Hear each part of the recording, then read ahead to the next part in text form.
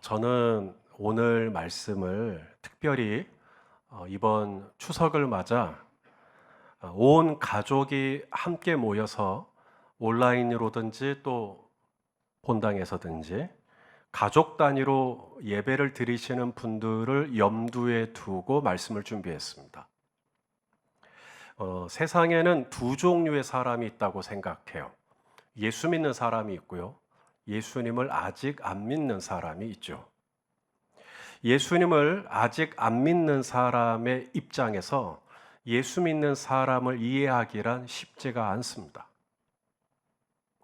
저는 오늘 말씀을 준비하면서 마치 오순절 날에 다락방에 성령이 임하고 사람들이 방언을 말했을 때 그 모습을 보고 누군가는 술에 취한 거다, 그래서 헛소리를 하는 거다 라고 조롱을 하는 누군가에게 베드로가 그게 아니다, 이분들이 지금 이렇게 방언을 말하는 것은 술에 취한 게 아니라 하나님의 말씀의 성취다 라고 변증을 했듯이, 저 또한 오늘 설교가 우리가 이 땅에서 왜 예수님을 믿는지, 우리가 왜 신앙생활을 하는지 도무지 이해하기 어려워하는 누군가에게 다소간의 변증이 되는 설교가 될 것 같습니다.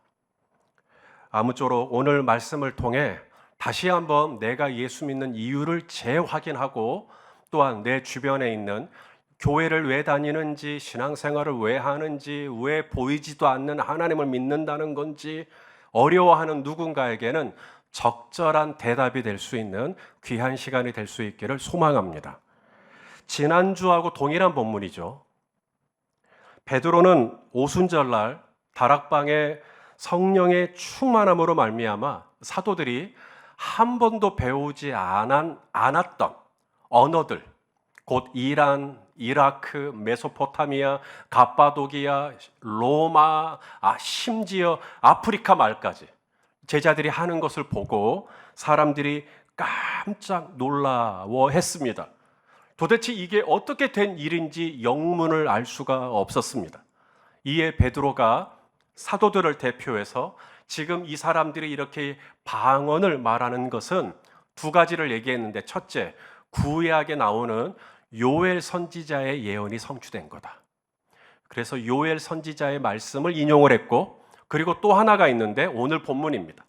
다윗의 시편 말씀을 인용을 했습니다.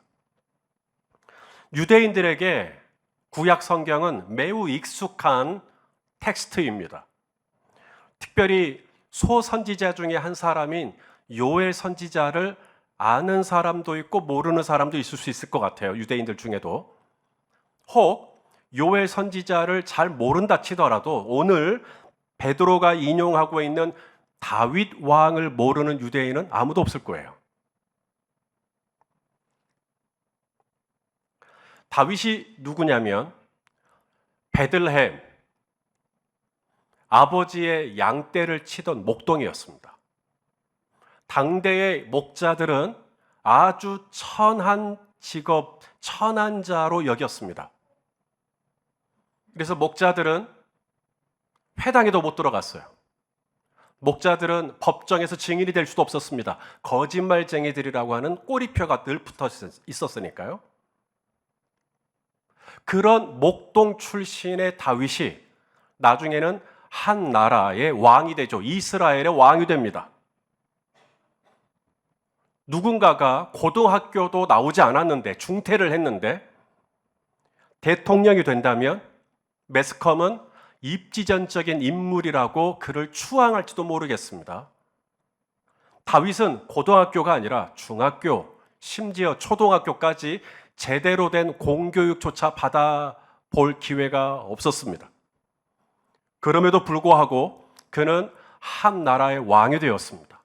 이스라엘 전체 역사를 통틀어 과거부터 지금까지 가장 유대인들에게 존경받는 인물, 당신은 누구를 존경하십니까? 라고 물으면 데이비드, 다윗이라고 손꼽아 이야기를 합니다. 이스라엘의 국기를 보면 한가운데 별이 있습니다. 그 별을 가리켜 다윗의 별이라고 말합니다. 다시 말해 이스라엘의 역사는 다윗의 역사예요. 다윗이 없이는 이스라엘의 역사를 설명하기가 어렵습니다. 그만큼 위대하고 중요한 인물로 여겨지는 다윗의 시편, 다윗의 말씀을 인용한 겁니다. 요엘 선지자의 말씀은 요엘 선지자를 아는 사람도 있고 모르는 사람도 있고. 하지만 다윗은 다 알아요. 그래서 다윗이 한 얘기면 진짜가 되는 겁니다. 그만큼 위대하고 중요한 인물인 다윗의 시편을 인용해 베드로가 변증한 것은 무엇이었을까요? 요엘 선지자의 예언을 통해 베드로가 변증한 것은 방언에 대한, 곧 제자들이 방언으로 예언을 하는 것에 대한 말씀의 성취라고 했고, 다윗의 시편을 인용해 베드로가 변증한 것은 예수 그리스도의 부활입니다. 왜냐하면 제자들이 오순절날 성령을 받은 이것이 예수 그리스도의 부활하고 직접적인 연관이 있기 때문에 그래요. 그래서 예수 그리스도의 부활을 설명을 하려는데 어떻게 예수님의 부활을 설명을 할까? 다윗의 시편을 인용한 겁니다. 유대인들이 가장 존경하는 다윗이 시편을 많이 썼는데 그 많은 시편 중에 예수 그리스도의 부활을 예언한 내용이 있다고 한다면 유대인들이 거기에 반박을 할 수가 없죠. 다윗의 말씀이니까요. 그래서 사도 베드로는 다윗의 말씀을 인용해서 예수 그리스도의 부활을 변증을 해요. 인간적인 상식으로 사람이 죽었다 살아난다는 것은 쉽게 납득하기 어렵습니다. 심정지가 일어났다가 심폐소생술로 다시 숨이 돌아오는, 호흡이 돌아오는 것과는 질적으로 차이가 있습니다. 분명히 죽었어요, 예수님은. 예수님이 죽었다고 누가 공언했냐면 로마 당국이었습니다. 여러분, 로마가 죽었다고 하면 진짜 죽은 겁니다. 로마는 골고다 언덕에서 십자가 처형을 밥 먹듯이 했습니다. 사람이 죽었는지 살았는지 딱 보면 압니다, 로마는. 그래서 로마의 군인들이 죽었다고 선언했습니다. 그러면 예수님 죽은 겁니다. 예수님이 죽어서 돌무덤에 장사까지 됐습니다.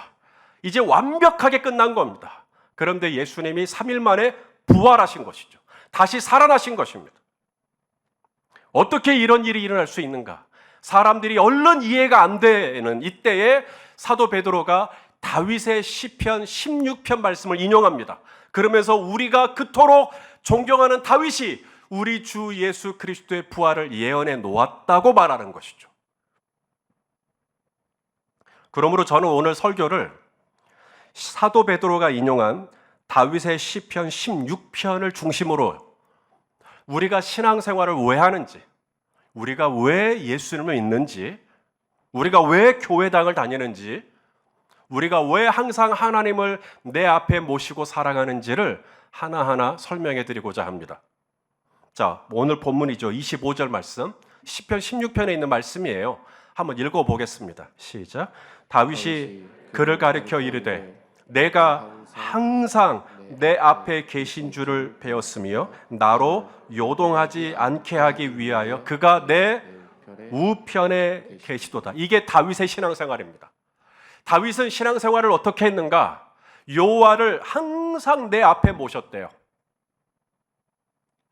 그가 내 우편에 항상 계시대요. 그렇게 하나님을 모신 겁니다. 그게 신앙생활입니다. 여러분, 예수 믿는다라는 말은 교회 다닌다는 뜻이 아닙니다. 교회를 다녀도 예수 안 믿을 수 있고요. 교회를 안 다녀도 예수님 믿을 수 있습니다. 그러므로 교회를 다닌다라는 것이 곧 예수님을 믿는다라는 것을 증거하는 것은 아닌 것이죠. 교회를 다녀도 이분이 정말 예수님 믿는지 안 믿는지 분간하기가 어렵습니다. 저는 목사입니다.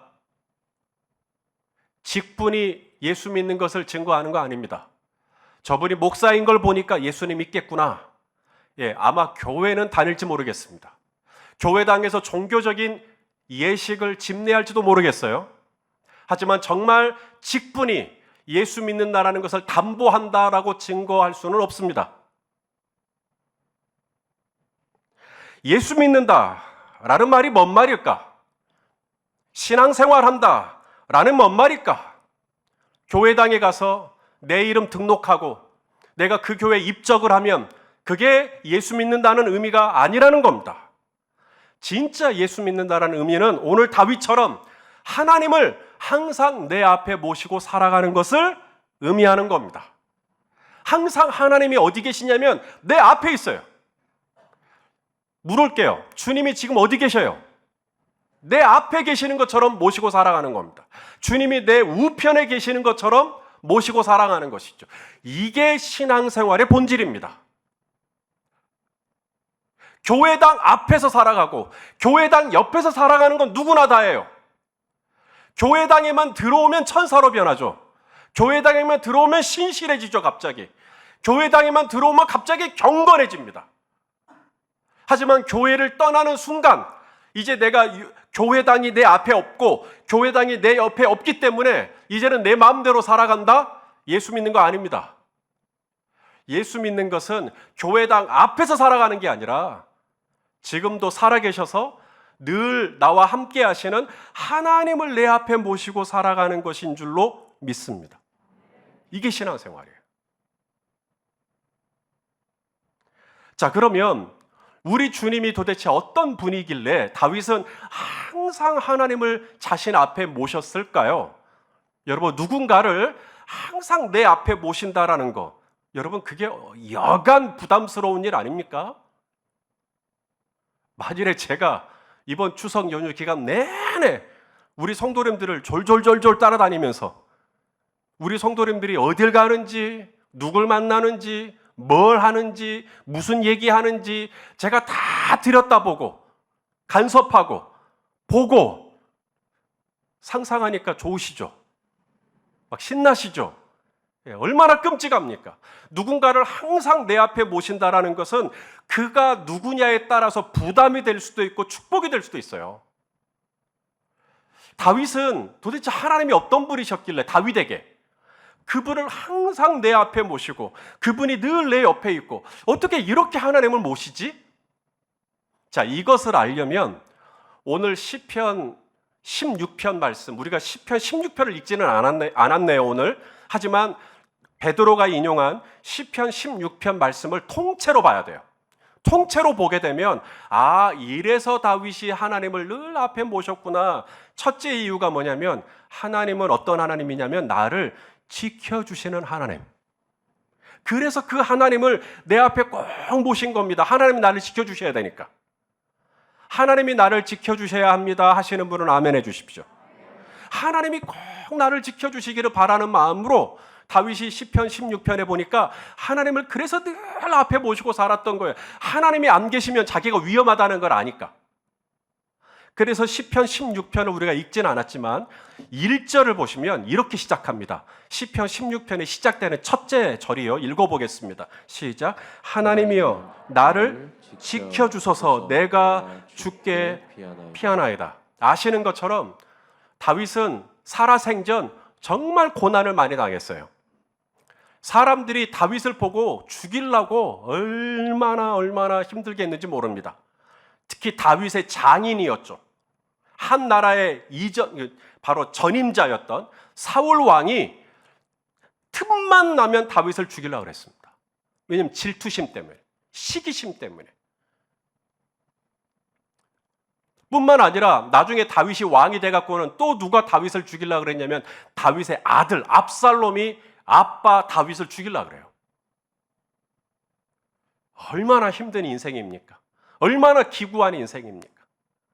한 나라에서 군사들이 조직적으로 다윗을 죽이려고 했었습니다.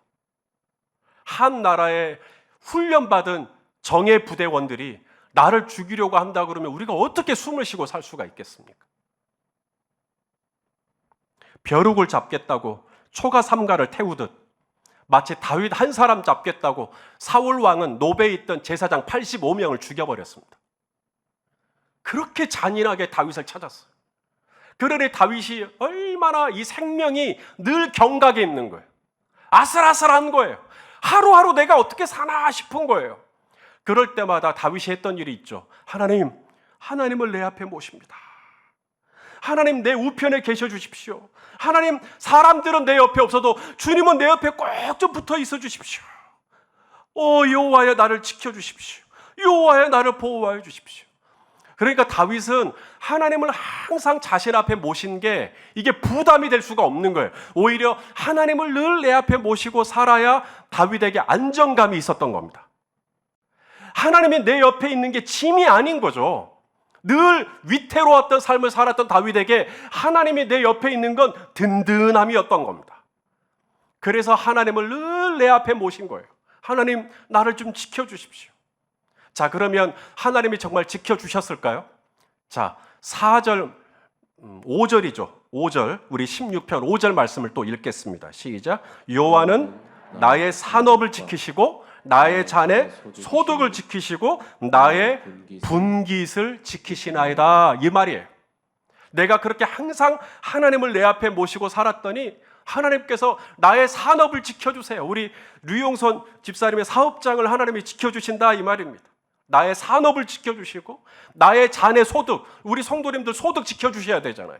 소득을 지켜주시고 나의 분깃도 지켜주시고, 여기 분깃이라는 말이 우리말로는 분깃인데요, 이게 원어로는 미래, 나의 미래, 나의 장래, 나의 앞날도 하나님이 지켜주셔야 합니다 하시면 아멘 해주십시오. 그래서 항상 하나님을 내 앞에 모신 거예요. 그래서 우리가 예수님 믿는 거예요. 당신은 왜 그렇게 신앙생활 하십니까? 내 힘으로 나를 지킬 수가 없어요.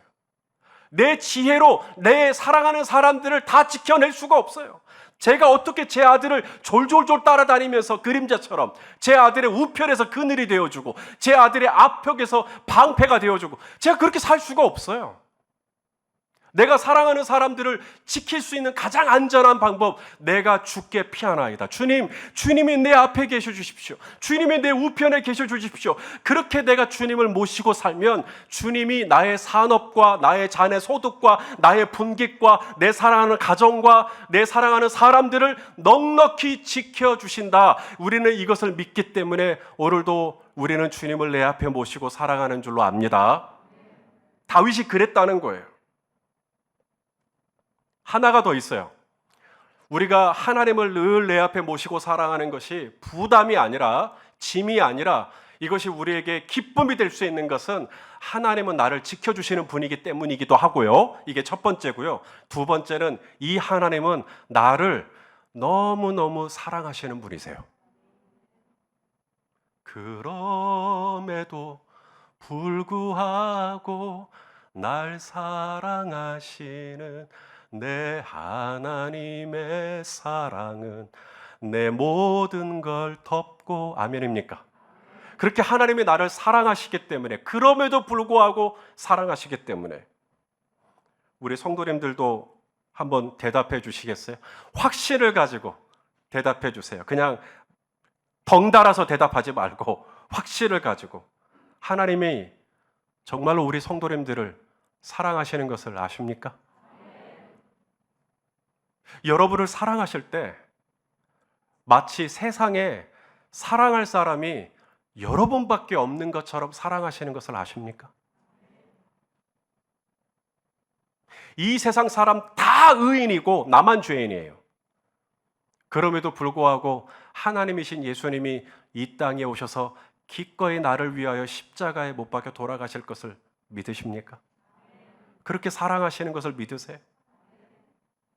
오늘 다윗은 하나님의 사랑을 이렇게 표현합니다. 시편 16편 3절이에요. 읽어보시죠. 시작.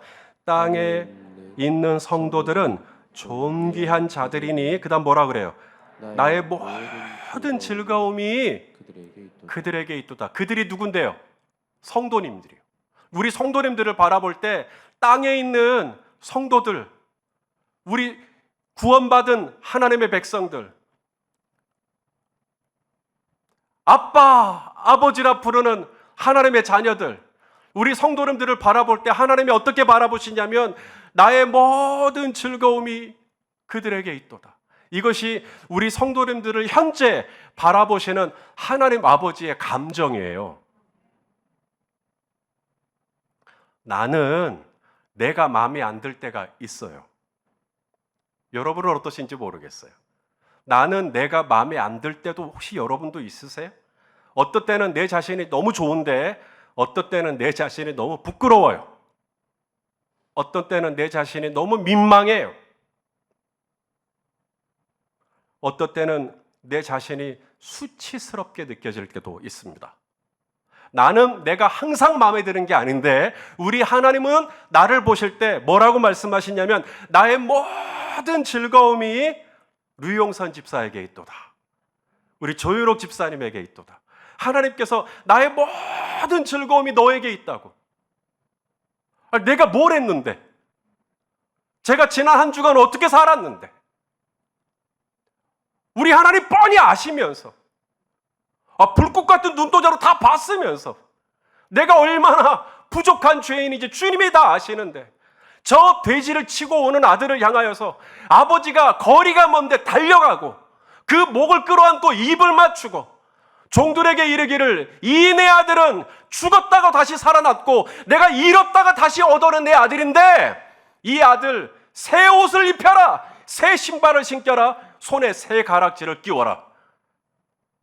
나의 모든 즐거움이 이 아들에게 있도다. 나의 모든 즐거움이 내 딸에게 있도다.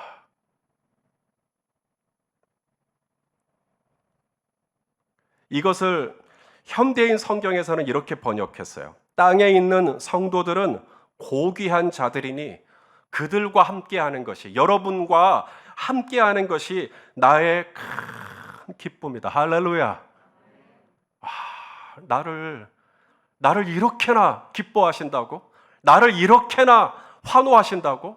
예. 여러분이 오늘 교회에 오실 때 혹시 안내위원들이 이렇게 여러분을 뜨겁게 맞이해 주셨습니까?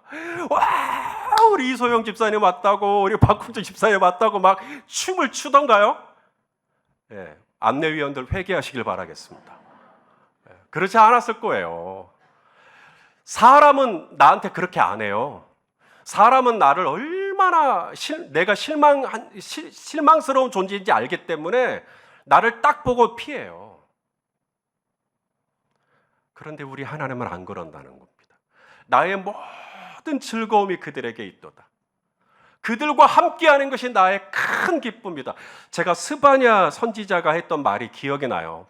우리 세 번역으로 한번 읽어보겠습니다. 스바냐 3장 17절 시작. 주 너의 하나님이 너와 함께 계시다. 자, 이것을 너 아니고 나로 바꿀게요. 나로. 다시 한번 읽을게요. 시작. 주 나의 하나님이 나와 함께 계신다. 구원을 베푸실 전능하신 하나님이시다. 나를 보고서 기뻐하시고 반기시고 나를 사랑으로 새롭게 해주시고 나를 보고서 뭐예요? 노래하며 기뻐하실 것이다. 할렐루야. 이 세상 누가 나를 이렇게 추석 때 간만에 시골 딱 내려갔는데 나를 이렇게 반갑게 맞아주고 기뻐하고 노래를 부르고 춤을 춰주고 내 앞에 하나님을 모실 때 이것이 부담이 아니라 기쁨이 될 수 있는 까닭은 이 하나님이 나를 너무 사랑하시는 거예요. 내가 뭘 해서가 아니에요. 나는 정말 부끄러운 죄인이에요. 그런데도 우리 주님은 나를 보시고 너무 나를 좋아하시는 거예요. 나를 보시고 너무 기뻐하시는 거예요. 나만 보면 그냥 하나님이 희죽희죽 하시는 거예요. 그냥 좋아 죽겠는가 봐요. 나를 보시고 하나님이 너무너무 기쁨을 억제하지 못하시는 우리 하나님. 이런 하나님, 나를 이렇게나 좋아하시는 하나님을 내 우편에 모시고 사는 게 뭐가 부담이에요? 이분은 나의 모든 걸 다 좋다 하시는데, 이분은 나가 행복하기를 원하시는데,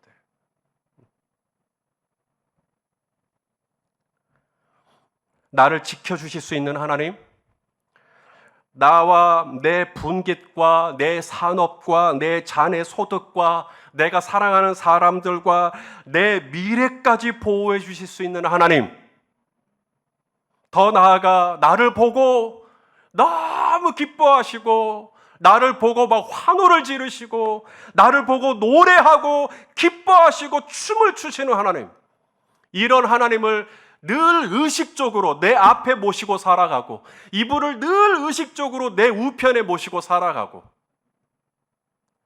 살아가시는 성도 여러분, 이것이 예수 믿는 것의 본질인 줄로 믿습니다. 하나님만 나를 보고 기뻐하면 뭐예요? 나는 하나도 안 기쁜데. 근데 놀랍게도 하나님을 항상 내 앞에 모시고 살아가잖아요? 그러면 내 마음도 기뻐요. 이게 기쁨이라는 게 소유에서 오지 않습니다. 세상에 속으면 우리는 내가 저것만 가지면 기쁠 것 같죠? 그렇지 않습니다. A를 갖잖아요. 그러면 우리는 A-를 원하게 돼 있어요. A-를 갖잖아요. 그러면 우리는 또 A+를 또 원하게 돼 있어요. 그래서 소유에서 기쁨을 얻으려고 하니까 우리는 불행해져요. 기쁨은 소유가 아니라 관계에서 옵니다. 관계가 뭐예요? 내 앞에 계시는 거예요. 여러분, 누군가와 관계를 할 때 내 앞에 있어도 아무렇지도 않은 관계, 친밀한 관계죠. 하지만 내 앞에 있는 게 영 부담스러운 관계가 있을 수 있죠. 밥 먹을 때 차라리 나 혼자 먹는 게 낫지. 내 앞에 있는 그분 때문에 너무 힘들 수 있죠. 그러나 우리 주님은 내 앞에 모시는 게 너무 좋단 말이에요. 주님이 내 옆자리에 딱 앉는 게 난 너무 좋단 말이에요. 이게 관계가 좋은 거죠. 그렇게 주님하고 관계가 좋으면 그 주님과의 친밀한 관계에서 나오는 열매가 오늘 최재려 집사님이 기도할 때 언급했듯이 희락이 나와요. 희락이. 기쁨이 나오기 시작합니다. 그래서 사도 베드로가 시편 18편, 16편 말씀을 인용합니다. 26절에 우리 한번 읽어보겠습니다. 시작. 그러므로 내 마음이 기뻐하였고 내 혀도 즐거워하였으며 육체도 희망에 거하리니. 하나님을 내 앞에 모셨더니 하나님만 나를 보고 기뻐하고 노래 부르는 게 아니라 내가 늘 주님을 내 앞에 모시고 살았더니, 그렇게 주님하고 좋은 관계, 바른 관계를 맺고 살았더니 이 열매가 뭐냐면 내 마음도 기쁘고 내 혀도 즐겁고 내 육체는 뭐예요? 희망. 내 육체는 희망에 거한다. 여러분, 이게 참 놀라운 은혜예요. 여러분, 희망은 하나님의 나라의 증거입니다. 하나님의 나라는 여기 있다 저기 있다 하지 못하리니 너희 안에 있다고 말씀하셨거든요. 하나님의 나라가 내 안에 들어오잖아요. 그러면 의와 평강과 희락이 내 안에 넘치는데, 하나님의 나라의 통치, 하나님의 나라의 다스림이 내 안에 들어오면 놀라운 일이 일어나는데, 내 안에서 희망이 점점 이렇게 몽글몽글 올라와요. 하나님의 나라가 내 안에 있다는 증거예요. 하나님의 나라가 없잖아요. 하나님의 나라가 없는 걸 우리는 지옥이라고 그러죠. 지옥은 공간의 개념이 아니라 상태예요. 뭐냐면 내가 계속해서 절망 가운데 보내는 거예요. 희망이 하나도 없는 거예요. 미래가 없는 거예요. 그러니까 지옥이 되는 거예요. 자, 우리 하나님이 어떤 하나님이신지 우리 예레미야 29장 11절 제가 또 새 번역으로 준비를 했습니다. 한번 읽어보시죠. 시작. 너희를 두고 계획하고 있는 일들은 오직 나만이 알고 있다. 내가 우리 성도님들을 두고 계획하고 있는 일들은 재앙이 아니라 번영이다. 너희에게 미래에 대한 희망을 주려는 것이다. 나 주의 말이다. 아멘. 우리 성도님들을 향하여서 하나님이 계획을 가지고 있대요. 우리 성도님들을 향한 계획은 하나님만 알아요. 하나님만 아는데 그 계획은 재앙이 아니라 번영이라고 말씀하십니다. 너희 미래에 희망을 주고 싶다라고 말씀하십니다. 그러니까 하나님의 나라가 내 안에 들어오면, 주님의 통치가 내 안에 들어오면 우리는 어떤 절망적인 상황에서도 희망을 노래하게 될 줄로 믿습니다. 그럼 지옥이 뭐냐? 지옥은 더 이상 희망이 없는 거예요. 그래서 그 다음 절에 바로 음부, 지옥에 대한 이야기가 나옵니다. 자, 27절 말씀입니다. 읽어보시죠. 시작. 이는 내 영혼을 음부에 버리지 아니하시며 썩음을 당하지 않게 하실 것이미로다. 할렐루야. 성도 여러분, 그러므로 나는 예수님 믿습니다. 나는 예수 믿습니다. 라는 말이 무슨 말이냐 하는 거예요. 이것이 단지 교회당을 출입하고 어느 교회 다니세요 할 때 열린 배대교회 다닙니다라고 말할 수 있는 상태를 의미하는 게 아니라는 겁니다. 나는 예수님을 믿습니다라는 말은 나는 예수님이 항상 살아계셔서 부활하셔서 지금도 늘 내 앞에 계시고 지금도 늘 내 옆에 계시고 이것을 늘 의식하는 거예요. 이것이 내가 예수님 믿습니다라는 의미예요. 우리 히브리서 11장 6절 말씀도 한번 읽어볼까요? 시작. 믿음이 없이는 하나님을 기쁘시게 하지 못하나니 하나님께 나아가는 자는 반드시 그가 계신 것과 그가 자기를 찾는 자들에게 상 주시는 이심을 믿어야 할지니라. 여러분, 믿음이 있어야 하나님 기쁘시게 하는데 어떤 믿음이냐? 하나님 앞에 나아가는 자는 첫 번째 내가 가져야 될 믿음, 그가 살아계시다라는 걸 믿는 거예요. 죽은 게 아니에요. 예수님 돌무덤에 갇혀가지고 장사 지내고 끝난 거 아니라고요. 그 주님이 사흘 만에 약속하신 대로 부활하셔서 살아계셔서 지금도 우리 성도님들과 함께 늘 동행하여 주시는 것을 여러분 믿으십니까? 그 하나님을 늘 내 앞에 모시고 사는 거예요. 그 하나님을 늘 내 옆에 모시고 사는 거예요. 얼마나 우리의 일상이 달라질 수 있을까요? 내가 그렇게 하나님을 믿는 이유가 뭐냐? 내가 그렇게 주님을 내 앞에 모시고 살아가는 이유가 뭐냐? 첫째로 주님이 나를 지켜주시기 때문에 그렇습니다. 나는 하나님의 구원이 필요해요. 나는 하나님의 보호하심이 필요해요.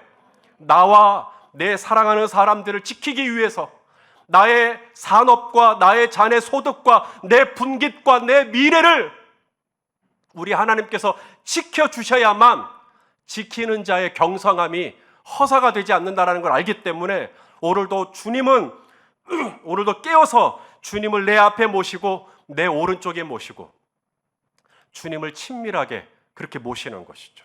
더 나아가 그 주님이 나를 보시고 너무너무 좋아하시고 사랑하시고 나를 보면 막 기뻐하시고 나를 보면 즐거워하시고 나의 모든 즐거움이 그들에게 있도다. 그렇게까지나 나를 사랑하여 주시는 그 주님, 그 주님께서 내가 또 무슨 일로 마음이 좀 어두워지고 또 무슨 일로 내 안에서 정말 부정적이 되고 그럴 때 나를 내버려 두지 않으시고 음부에 버리지 않으시고 내가 썩음을 당치 않도록 그 절망의 구렁에서 내가 빠져나오지 못하도록 하시는 것이 아니라 나를 구원하여 주실 뿐만 아니라 나의 미래와 희망을 주시는 하나님이시기 때문에 오늘도 나는 누가 뭐래도 예수님을 믿고 있는 것이죠.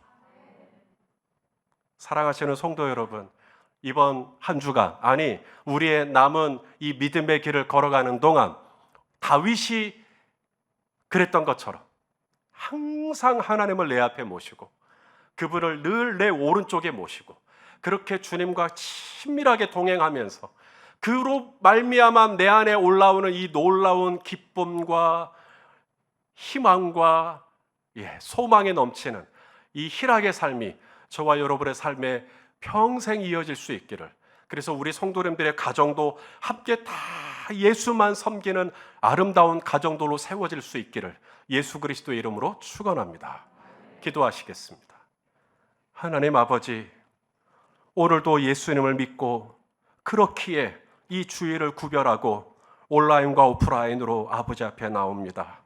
오 아버지, 우리 성도님들을 보실 때 얼마나 기쁘십니까? 우리 성도님들을 지금 모습 그대로 받아주시고 용납하시고 기쁨을 이기지 못하여 하시는 우리 하나님, 이제 그 사랑에 힘입어 다시 한번 나의 분깃을 지키시고 나에게 미래를 주시고 희망을 주시는 하나님을 바라보면서 우리가 감사한 마음으로 예배하며 찬양하며 기도하는 우리의 신앙생활이 될 수 있도록 아버지 인도해 주시옵소서. 예수님의 이름으로 기도하옵나이다. 아멘.